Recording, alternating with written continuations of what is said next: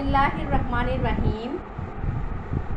সুপ্রিয় উচ্চ মাধ্যমিক প্রথম বর্ষের শিক্ষার্থীরা, আশা করি তোমরা আল্লাহর অশেষ রহমতে ভালো আছো।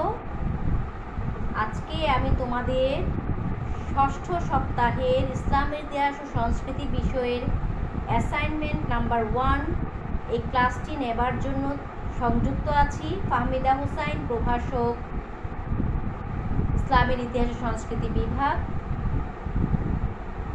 আমি অ্যাসাইনমেন্টের মূল ক্লাসে যাবার আগে কিছু কথা তোমাদেরকে বলবো, তোমরা একটু মনোযোগ দিয়ে শুনবে।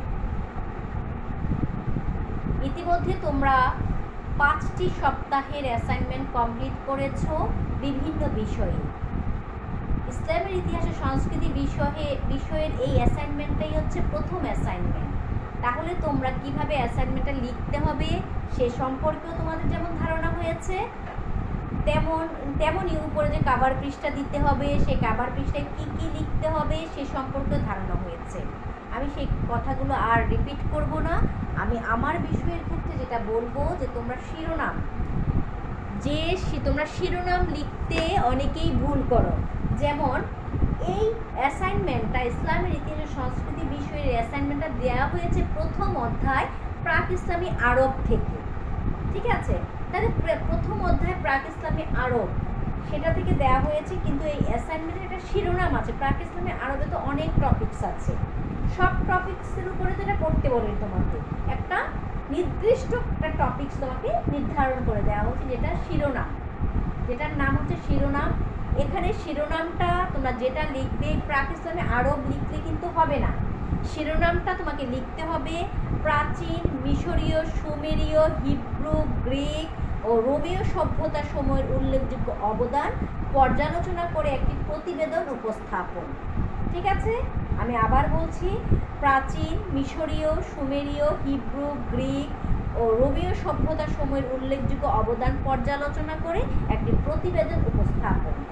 এবার আসো, আমি যে শিরোনামে বললাম যে প্রতিবেদন উপস্থাপন, এই প্রতিবেদন উপস্থাপন তোমরা এবার প্রতিবেদন উপস্থাপন বললে তোমরা অনেকেই মনে করো যে তোমাকে বরাবর লিখে কলেজের নাম ঠিকানা দিয়ে উপস্থাপন করতে হবে, যেভাবে তোমরা বাংলায় শিখেছো।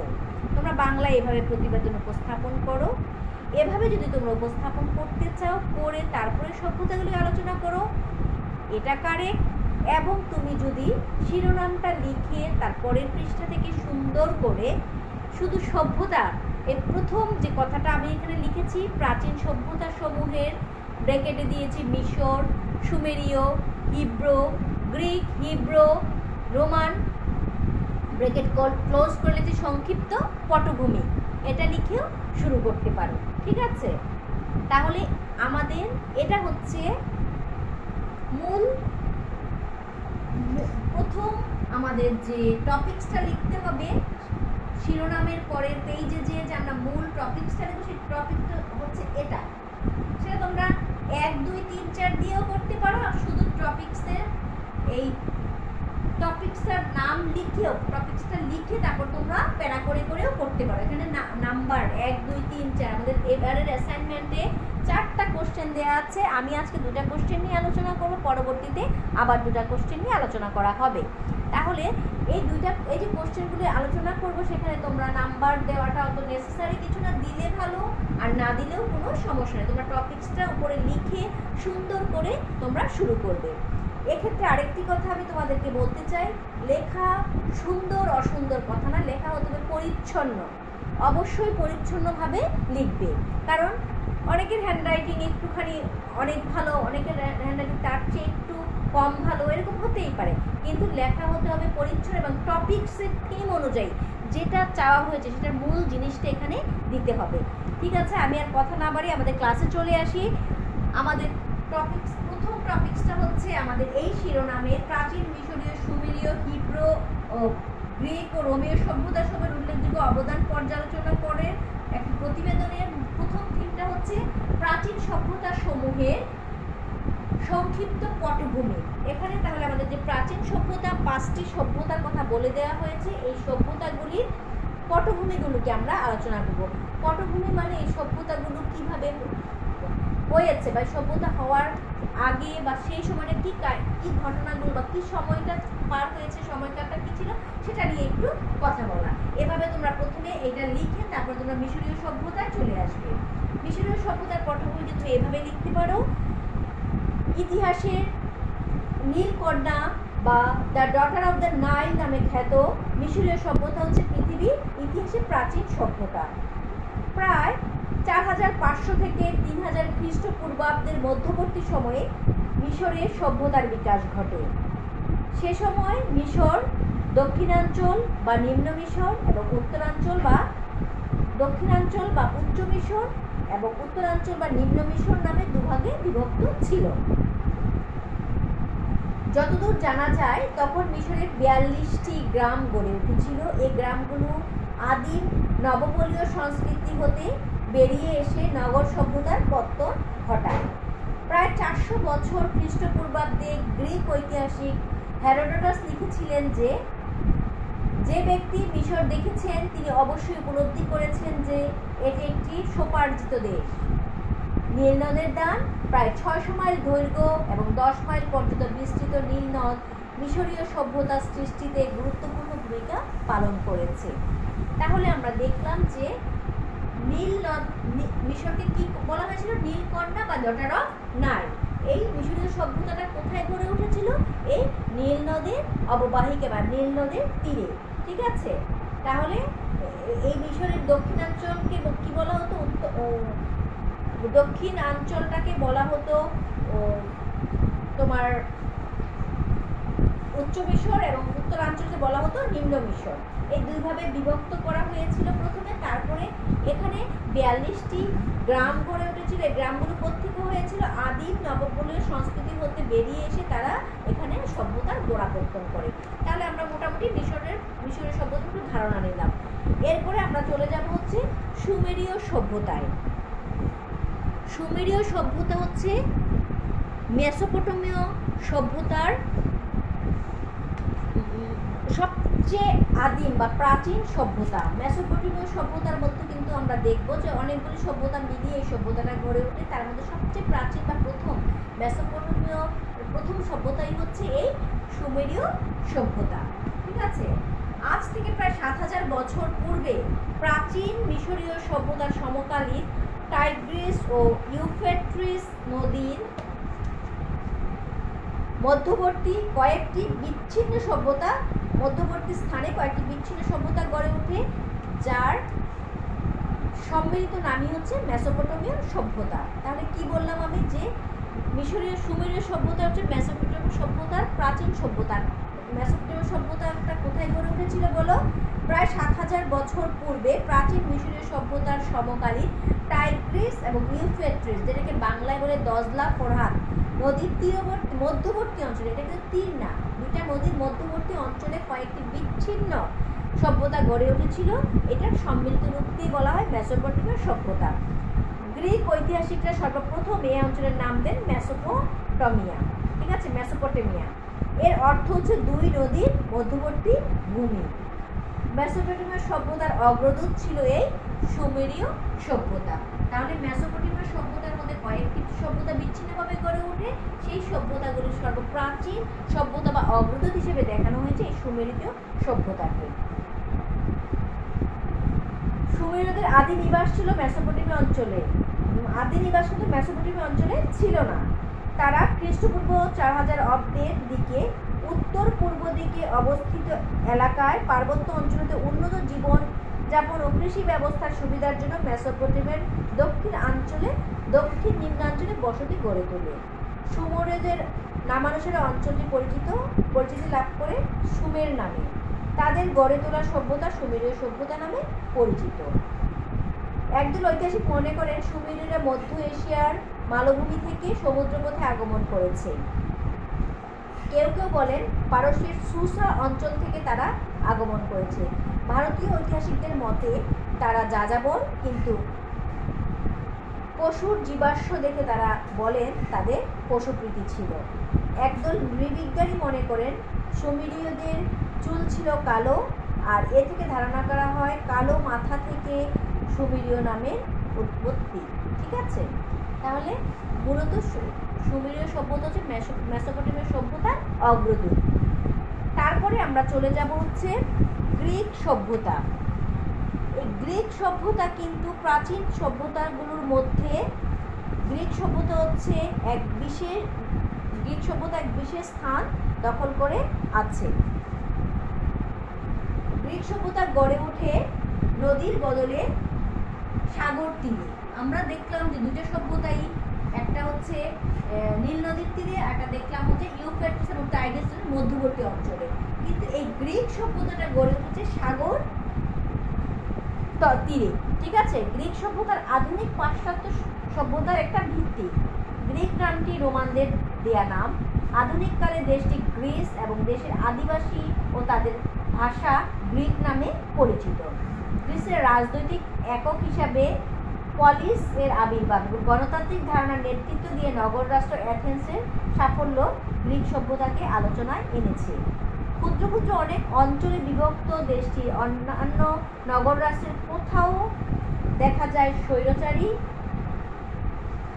বা একনায়কতান্ত্রিক বৈশিষ্ট্য। সামরিকতন্ত্রের কাঠামোর উপর অপর নগর রাষ্ট্র স্পার্টায় গড়ে ওঠে রাজতন্ত্র। এই সভ্যতার বিকাশে সমুদ্র অপরিসীম অবদান রাখে। আরব মরুভূমির সীমান্ত রেখায় দক্ষিণাঞ্চলীয় তৃণভূমিতে সেমেটিক গোষ্ঠী এবং উত্তরাঞ্চলীয় ইন্দো ইউরোপীয় গোষ্ঠী দুভাবে বিভক্ত হয়ে প্রথম শাখাটি ভারত এবং অপর শাখা খ্রিস্টপূর্ব 2000 কিংবা 3000 অব্দে দানিউব নদী অতিক্রম করে বলকান উপদ্বীপে পৌঁছে এবং বলকান উপদ্বীপে বসবাসকারী ইন্দো ইউরোপীয় গোষ্ঠী গ্রিক রোমানদের পূর্বপুরুষ। গ্রিকরা নিজেদের মনে করত ন্যায়পরায়ণতার দেবতা।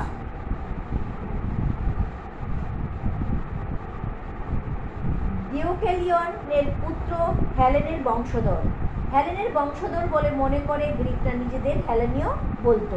এ থেকে মূলত গ্রিক সভ্যতা হেলেনীয় সভ্যতা নামেও খ্যাতি লাভ করে। ঠিক আছে, তাহলে আমরা দেখলাম যে মিশরীয়, সুমেরীয় এবং গ্রিক সভ্যতা সম্পর্কে আমাদের একটি ধারণা হলো। এরপরে আমরা আসি হচ্ছে হিব্রু সভ্যতা। হিব্রুকে আমরা কিন্তু মূলত একটি কি নামে চিনি? একটি ভাষা। এবং এই ভাষাভাষী লোকরাই বা ভাষাভাষী জনগোষ্ঠী কিন্তু হিব্রু জাতি নামে বেশি পরিচিত। খ্রিস্টপূর্ব 1800 অব্দে প্রথমে উত্তর পশ্চিম মেসোপটেমিয়া এবং পরে পূর্ব উপকূলে বসতি স্থাপনকারী ইহুদিরা প্রথম রাজশক্তি হিসেবে প্রতিষ্ঠিত হয় 1025 খ্রিস্টপূর্বাব্দে। ক্রমান্বয়ে পশ্চিম এশিয়ায় তারা একটি সমৃদ্ধ সভ্যতা গড়ে তোলে। পৃথিবীতে প্রথম একেশ্বরবাদী ধর্ম নবীর আবির্ভাব সহ আধুনিক সকল একেশ্বরবাদী ধর্মের ভিত্তি গড়ে তুলতে হিব্রু ধর্ম অসামান্য অবদান রাখে। খ্রিস্ট ধর্মের পটভূমি তৈরিতে হিব্রু ধর্মের ভূমিকাই ছিল বেশি। সৃষ্টিতত্ত্ব, ঈশ্বরের একাত্ম, সৃষ্টিকর্তা, আইন প্রণেতা এবং পরম বিচারক হিসেবে ঈশ্বরের অবস্থান সম্পর্কিত বাইবেলের 2/3 রয়েছে হিব্রু ধর্মের প্রভাব। হিব্রু জাতি পৃথিবীর ইতিহাসে প্রথম ধারাবাহিকভাবে তাদের ইতিহাস লিখে রেখে গিয়েছে। তাদের এই উদ্ভাবনাগুলো এতই উন্নত ছিল যে বার্নাস ও রালফ মন্তব্য করেন, হিব্রুদের মতো আধুনিক বিশ্বকে কোনো প্রাচীন সভ্যতা এত বেশি প্রভাবিত করেনি। তার মানে হিব্রুদের প্রভাবে আধুনিক সভ্যতা অনেক বেশি প্রভাবিত হয়েছিল। হিব্রুদের নৈতিকতা এবং রাজনৈতিক ধারণার দ্বারা আধুনিক অনেক রাষ্ট্র প্রভাবিত হয়েছে। এরপর আমরা দেখব আরেকটি সভ্যতা, রোমান সভ্যতা। গ্রিক সভ্যতা যখন বিকাশের উচ্চ স্তরে প্রবেশ করেছিল তখন ভূমধ্য সাগরের মধ্য অঞ্চলে অ্যাপেনাইন উপদ্বীপে তথা ইতালীয় দ্বীপকে আশ্রয় করে একটি সভ্যতার উদ্ভব হয়েছিল। এটি সুবিখ্যাত রোম সভ্যতা। খ্রিস্টপূর্ব 8 শতকে ইতালি উপদ্বীপের একটি গ্রাম হিসাবে রোমের যাত্রা শুরু হয়। আধুনিক ইউরোপ মহাদেশের ইতালি ও তার রাজধানী রোমকে কেন্দ্র করে প্রাচীনকালে রোম সভ্যতা গড়ে উঠেছিল। পূর্বপরীয় যুগে রোমে মানুষের বসতি গড়ে ওঠে এবং নবপলীয় যুগে ভূমধ্য সাগরীয় অঞ্চলে অঞ্চল উত্তর আফ্রিকা ও স্পেন থেকে মানুষের আগমন ঘটে। ব্রোঞ্জ যুগে ইন্দো ইউরোপীয় জনগোষ্ঠীর আসার ফলে সভ্যতার চাকা দ্রুত চলতে থাকে, কারণ তারা 2 চাকাওয়ালা ঘোড়ার গাড়ির প্রচলন শুরু করে। এভাবেই সভ্যতায় রোমানরা নিজেদের অবদান রাখতে সক্ষম হয়। তাহলে রোমানদের আমরা দেখলাম যে অ্যাপেনাইন উপদ্বীপ তথা ইতালীয় উপদ্বীপকে কেন্দ্র করে, ইতালীয় উপদ্বীপকে আশ্রয় করে একটি সভ্যতার উদ্ভব করেছিল, যেটা পরবর্তীতে রোমান সভ্যতা নামে বিকাশ লাভ করে। তাহলে আমরা এই সভ্যতাগুলোকে সংক্ষিপ্ত পটভূমি বলেছি। দেখো প্রত্যেকটা সভ্যতার মধ্যে 5 থেকে 6 লাইনের মধ্যে আমি শেষ করেছি। এভাবে প্রত্যেকটা সভ্যতা লিখে লিখে পটভূমি লিখবে, সভ্যতা লিখে পটভূমি লিখে লিখে প্রথম টপিকসটাকে শেষ করবে। এরপর আমরা দ্বিতীয় টপিকসে চলে যাব। দ্বিতীয় টপিকসের মধ্যে আসবে যে সভ্যতা সময়ের উল্লেখযোগ্য অবদান চিহ্নিতকরণ ও ব্যাখ্যা। সভ্যতা সময়ের উল্লেখযোগ্য অবদান চিহ্নিতকরণ ও ব্যাখ্যা। তাহলে প্রথমেই আমরা আসবো মিশরীয় সভ্যতায়। মিশরীয় সভ্যতার যে অবদান, সেই মিশরীয় সভ্যতা লেখে আমরা লিখবো হচ্ছে লিখন পদ্ধতি। অতিরিক্ত কথা, অনেক কথা লিখে আমার অ্যাসাইনমেন্ট করার দরকারে ঠিক যা চেয়েছে তাই। আমি দেখো অবদান চিহ্নিতকরণ এবং এটার ব্যাখ্যা। অবদান আমি 3টা করে, প্রত্যেকটা সভ্যতা 3টা করে অবদান চিহ্নিত করেছি এবং ব্যাখ্যা একটু একটু করে বলে দেবো, 2 লাইন 3 লাইন করে। তাহলে মিশরীয়দের অবদান চিহ্নিত করার মধ্যে প্রথমেই আমি লিখেছি লিখন পদ্ধতি, কারণ এটা অত্যন্ত গুরুত্বপূর্ণ। বিশ্ব সভ্যতায় মিশরীয় অবদান প্রায় জীবনের সকল ক্ষেত্রে পরিব্যাপ্ত। তারাই সর্বপ্রথম এক ধরনের লিখন পদ্ধতি আবিষ্কার করেন, এটি চিত্রলিখন রীতি বা হাইরোগ্লিফিক নামে পরিচিত। তাহলে মিশরীয়দের যে লিখন পদ্ধতিটা, সেটা কি লিখন বলেছি? চিত্রলিখন পদ্ধতি বা হাইরোগ্লিফিক নামে পরিচিত। এই পদ্ধতিতে 24টি চিহ্ন ছিল এবং প্রতিটি চিহ্নই একটি বিশেষ অর্থ প্রকাশ করত। প্রতিটি চিহ্ন পাশাপাশি খোদিত করে একটি শব্দ ও বাক্য প্রকাশ করা হতো। ধীরে ধীরে এই লিখন পদ্ধতির আরও উন্নতি ঘটে এবং চিত্রভিত্তিক লিপি থেকে বর্ণভিত্তিক লিপি আবিষ্কৃত হয়। ঠিক আছে, তাহলে আমরা লিখন পদ্ধতিটা বলবো সুন্দর করে। তারপরে আমরা যাব শিল্প। মিশরীয়রা স্বর্ণ, রৌপ্য ও ব্রোঞ্জের ব্যবহার জানত। এগুলোর সাহায্যে তারা নানা প্রকার অলংকার, আসবাবপত্র নির্মাণ করত। অস্ত্রশস্ত্র তৈরিতেও তারা ছিল অত্যন্ত পারদর্শী। তারা ধাতবপত্র ও দ্রব্যাদি নির্মাণে, বস্ত্র বয়নে, মৃৎপাত্র নির্মাণে এবং মিশরের নীল নদের জলাভূমিতে উৎপন্ন প্যাপিরাস নামক উদ্ভিদ হতে প্যান্ডেল, দড়ি প্রভৃতি প্রস্তুতের ক্ষেত্রে বিশেষভাবে দক্ষতা অর্জন করেছিল। তারপর আমরা চলে যাব হচ্ছে স্থাপত্যতে। প্রাচীন বিশ্বের সপ্তাশ্চর্যের অন্যতম হিসেবে গণিত তাদের নির্মিত পিরামিডগুলো এবং অদ্ভুত আকৃতির স্ফিংক্স আজ দর্শকদের বিস্ময়ে মুগ্ধ করে। স্থাপত্য শিল্পের কলাকৌশল হিসাবে স্তম্ভ বেষ্টিত প্রাসাদ, বহুতলা বিশিষ্ট অট্টালিকা সবকিছুই মিশরের বিকাশ লাভ করে। চিত্রকলায় ও প্রাচীন মিশরীয়দের পারদর্শিতা লক্ষণীয়। তাহলে মিশরে আছে কি? সপ্তাশ্চর্যের অন্যতম হিসেবে পরিগণিত পিরামিড। আর কি আছে? স্ফিংক্স, যেটা দর্শকদের এখনো মিশরে গেলে দর্শকরা কি করে এটা দেখে মুগ্ধ হয়। তাহলে মিশরের এই স্থাপত্যের জন্য আজও, মিশরের স্থাপত্যিক অবদানের জন্য কিন্তু আজও মিশরকে কি করে মনে রাখে, বা আজও দেখার জন্য মানুষ যদি মিশরে যায়, কেউ কোনো পর্যটক, তারা কিন্তু এটা দেখে আসে।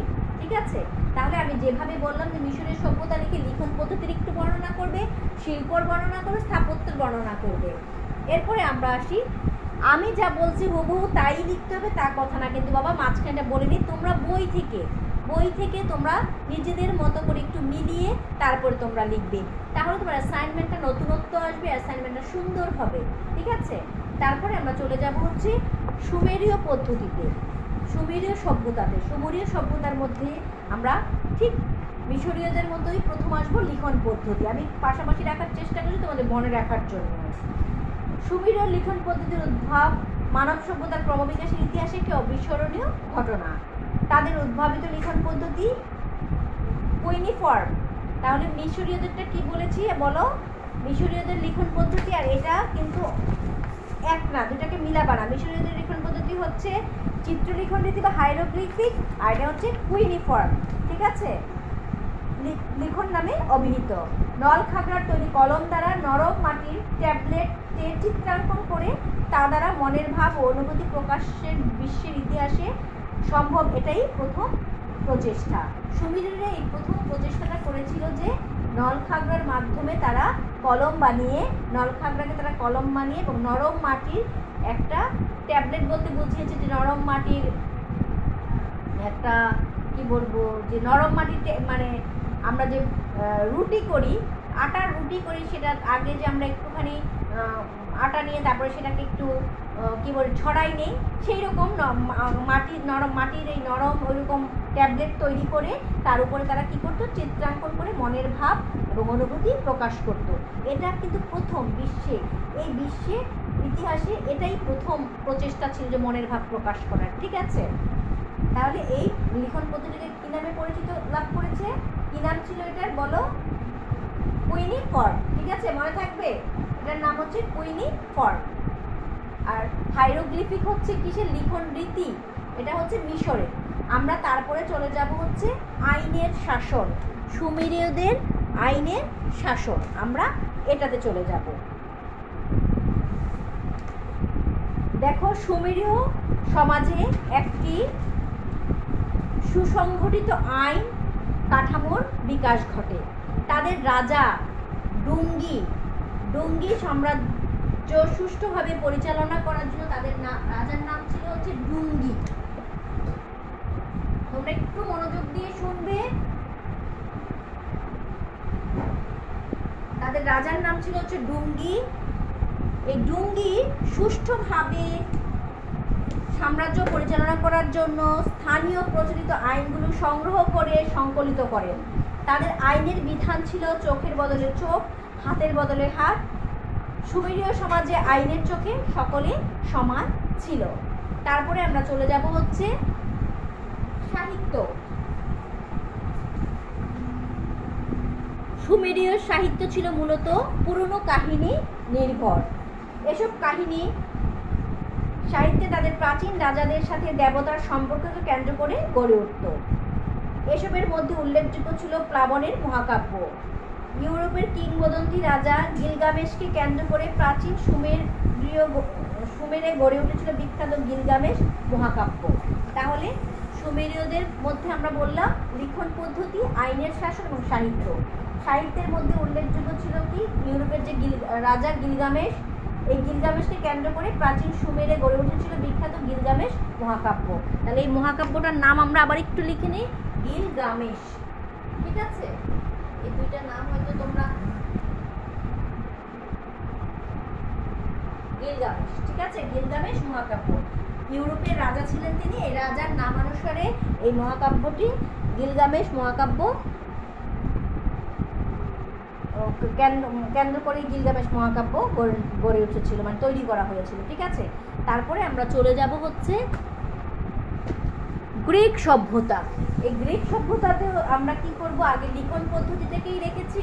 লিখন পদ্ধতি দেখো, লিখন পদ্ধতির ক্ষেত্রে গ্রিকদের অবদান অপরিসীম। গ্রিকগণ লিখন পদ্ধতি শিখেছিল ফিনিশীয়দের নিকট থেকে। তাদের নিকট থেকে? ফিনিশীয়দের নিকট থেকে। ফিনিশীয়দের উদ্ভাবিত 22টি বর্ণমালা সঙ্গে গ্রিকগণ আরো 4টি বর্ণ তারা মিশায় ই, আই, ও, ইউ যোগ করে মোট 26টি বর্ণের বর্ণমালা তৈরি করেছে, যা আধুনিক ইংরেজি ভাষায় গৃহীত হয়েছে। তাহলে ফিনিশীয়দের কয়টি বর্ণ ছিল? ফিনিশীয়দের বর্ণ ছিল হচ্ছে 22টি। সেই 22টির সাথে আরো 4টি যোগ করে কি, ই, আই, ও, ইউ, এই 4টি যোগ করে গ্রিকগণ এই 4টি বর্ণ যোগ করে গ্রিকগণ 26টি বর্ণের বর্ণমালা তৈরি করেছিল, যেটা আধুনিক যুগে ইংরেজি ভাষায় গৃহীত হয়েছে। তারপরে আমরা দেখব হচ্ছে গ্রিকদের আইন।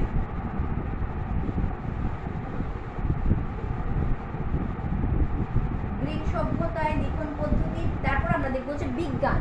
ঠিক আছে, গ্রিকরা বিজ্ঞানের কি অবদান রেখেছিল। গ্রিক বিজ্ঞানী থেলিস সূর্যগ্রহণের সময় নিরূপণ করে প্রমাণ করতে পেরেছিলেন যে প্রাকৃতিক নিয়মেই সূর্যগ্রহণ হয়ে থাকে। তাছাড়া গ্রিক বিজ্ঞানীরা পৃথিবীর মানচিত্র অঙ্কন করে দেখিয়েছিলেন যে পৃথিবী সমুদ্র দ্বারা পরিবেষ্টিত। আমরা যে বলি পৃথিবীর 3 ভাগ জল 1 ভাগ স্থল, এই কথাটা যে আমরা বলি এটা তো আমরা এখন জেনে বলি, কিন্তু এটা আমরা কোথা থেকে জানা বা কোথা থেকে আমরা শুনেছি? এই জিনিসটা কিন্তু এই গ্রিক বিজ্ঞানীরাই প্রথম পৃথিবীর মানচিত্র অঙ্কন করে এবং অঙ্কন করে তারাই দেখিয়েছিল যে পৃথিবী সমুদ্র দ্বারা পরিবেষ্টিত। ঠিক আছে, তারপর আমরা দেখব গ্রিক সাহিত্য। গ্রিক কবি হোমার খ্রিস্টপূর্ব 9ম শতকে তার বিখ্যাত মহাকাব্য ইলিয়ড ও অডিসি এর মাধ্যমে এশিয়া মাইনরের ট্রয় নগরীতে কিভাবে গ্রিক জাতিগোষ্ঠী দ্বারা ধ্বংসপ্রাপ্ত হয়েছিল সেই কাহিনী লিপিবদ্ধ করেছিল। ঠিক আছে, গ্রিক কবিকে বলেছি হোমার। খ্রিস্টপূর্ব 9ম শতকে তার বিখ্যাত মহাকাব্য ইলিয়ড, তার বিখ্যাত মহাকাব্যের নাম ছিল হচ্ছে ইলিয়ড।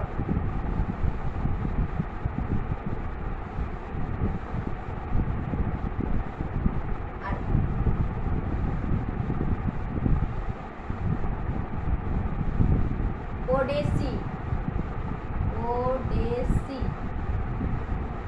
এই বিখ্যাত মহাকাব্য অডিসি এর মাধ্যমে তিনি দেখিয়েছে যে এশিয়া মাইনরের যে একটা নগরী ছিল, যে নগরীটার নাম হচ্ছে ট্রয়, বিখ্যাত ট্রয় নগরী। ঠিক আছে, এই ট্রয় নগরী কিভাবে গ্রিক জাতিগোষ্ঠী দ্বারা ধ্বংসপ্রাপ্ত হয়েছিল সেই কাহিনী তিনি লিপিবদ্ধ করেছেন। কে? হোমার, গ্রিক কবি হোমার। ঠিক আছে, তাহলে আমরা দেখলাম যে গ্রিকরা বিজ্ঞানে এবং সাহিত্যে অসামান্য অবদান রাখতে সক্ষম হয়েছে। এবার আমরা দেখব হিব্রু সভ্যতা। হিব্রু সভ্যতার আইন প্রণয়নে হিব্রুদের অবদান অনস্বীকার্য।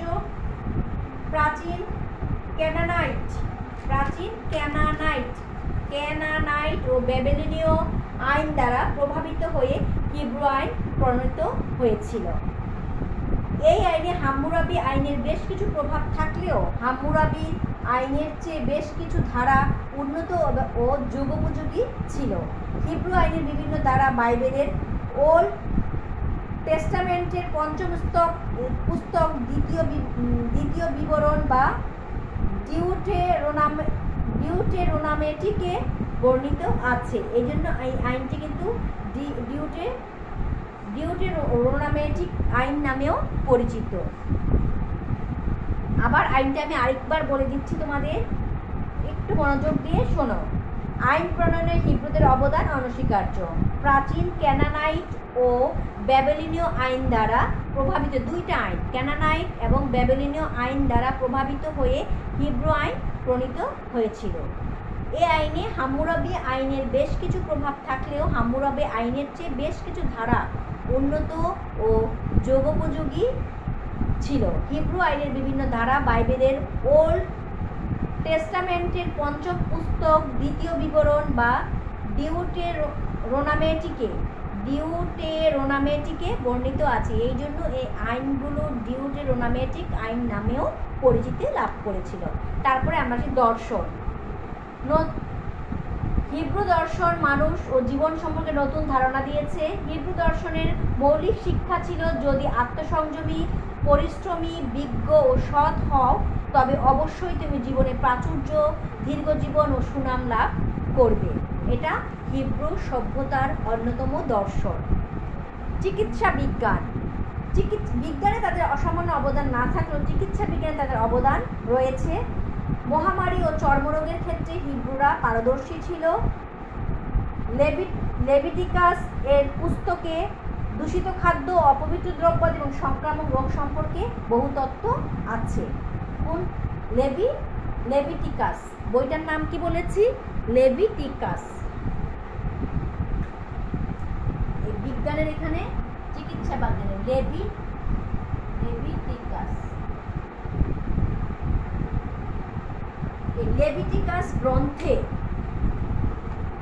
লেভিটিকাস গ্রন্থে দূষিত খাদ্য, অপবিত্র দ্রব্য এবং সংক্রামক রোগ সম্পর্কে বহু তথ্য আছে। এরপর আমরা চলে যাব আমাদের সর্বশেষ সভ্যতা, রোমান সভ্যতা। রোমান সভ্যতা সাহিত্য সম্পর্কে আমরা আলোচনা করেছি এখানে, যে সাহিত্যে রোমানদের অবদান অপরিসীম। রোমান যুগে সাহিত্যের অন্যতম অঙ্গ ছিল নাটক। এ যুগের প্রখ্যাত নাট্যকার পুটাক প্রায় 12টি নাটক লেখেন, যা 3 শতকে রোমের আচার আচরণ ও কৃষ্টির প্রতি আলোকপাত করে। 3 শতক ধরে, 300 বছর ধরে রোমের যে আচার আচরণ, কৃষ্টি সংস্কৃতিগুলো ছিল, সেগুলো এই নাটকের মাধ্যমে কি করতেন, তিনি ফুটিয়ে তুলতেন, বা নাটকের মাধ্যমে তিনি জনগণের মাঝে বা বিশ্বে ছড়িয়ে দিতে পেরেছিলেন। তারপর আমরা যাব হচ্ছে রোমান সভ্যতার আইনে। সভ্যতার ইতিহাসে রোমানদের সবচেয়ে বেশি অবদান হচ্ছে আইনের ক্ষেত্রে।